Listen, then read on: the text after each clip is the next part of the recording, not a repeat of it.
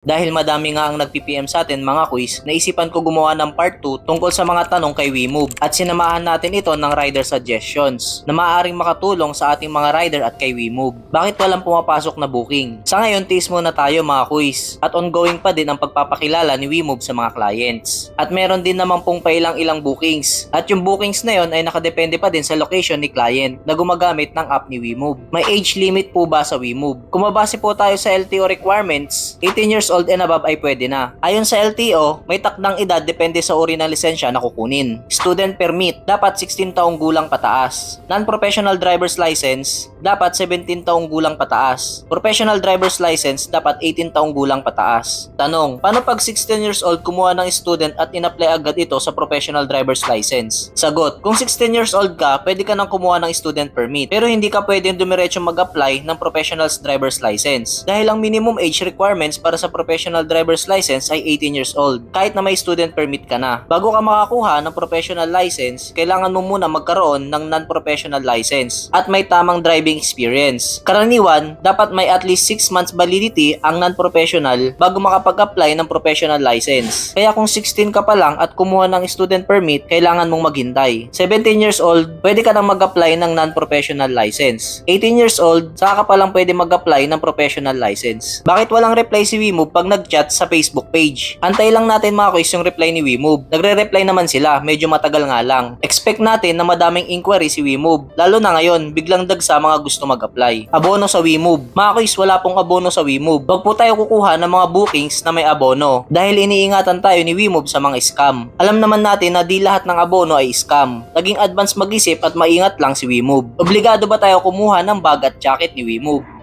Hindi sa ngayon mga quiz, pero hindi natin masasabi sa mga susunod kung ito ay magbabago. Pero kung ako ang tatanungin, mas okay yun. Para na din mas makilala si WeMove. Pero syempre, dahil bago pa lang at nagpapakilala pa lang si WeMove, hindi mo na tayo inalaw kumuha dahil na din sa booking requirements ni WeMove. Alam naman natin na pailan-ilan pa lang ang booking ni WeMove. Dahil alam naman natin na medyo pricey ang bag at jacket ni WeMove. Kung hindi ito makukuha ng free through booking requirements, malayo sa office ni WeMove. Sa ngayon talaga mga quiz, kailangan natin mag-adjust. Alam naman natin na walang nakukuha sa madalian. Tsaga lang tayo magbiyahe papunta sa office ni WeMove at hindi naman tayo aabutin na maghapon doon. Tandaan natin na para sa atin din ito mga quiz. May nag-ooperate na ba sa mga areas? Gawin natin itong specific mga quiz. Kahit saang lugar pa tayo nandun, kahit na-activated yung WeMove account natin, kung walang client na gumagamit ng app ni WeMove, in reality mga quiz, wala tayong makakuha booking kung saang areas man tayo. Tsaga lang talaga sa ngayon mga quiz. Tingin ko naman bago mag-December magbo-boom si WeMove dahil madami ng booking ng buwan na yan. Buti pa si Lalamove hindi required pro license. Same lang din naman kay WeMove. Pero advice ni WeMove within 3 months ay dapat makapag pro license na tayo para iwas multa at abala. Tandaan po natin mga quiz, pag ginagamit natin sa trabaho ang ating lisensya, dapat tayo ay naka-professional driver's license. Punta naman tayo mga quiz sa suggestions ng mga rider.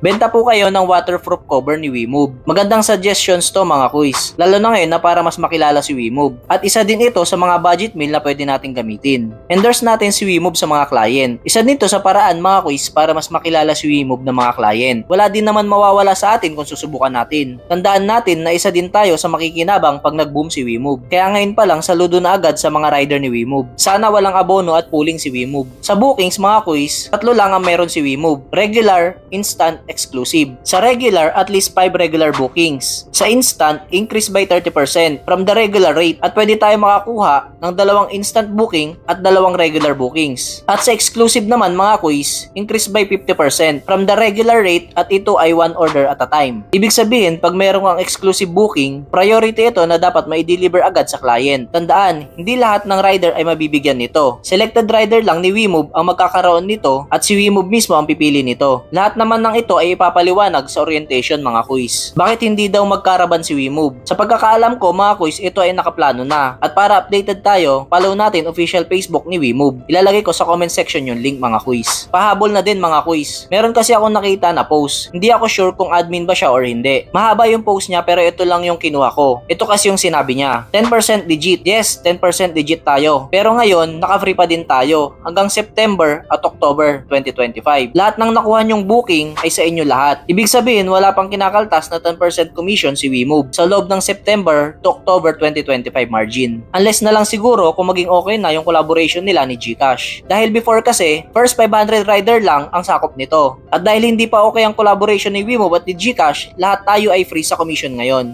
At ito pa matindi mga kuys. Yung 10% commission na yon ay lifetime na. Ibig sabihin kahit anong mangyari ay hindi magtataas ng commission si WeMove. Isang malaking bagay para sa ating mga rider. At sana marinig ni WeMove yung mga suggestions natin mga kuys. Kung may mga tanong pa kayo mga kuys, comment nyo lang sa baba, pag-usapan natin yan. Yun lang mga kuys, ride safe always!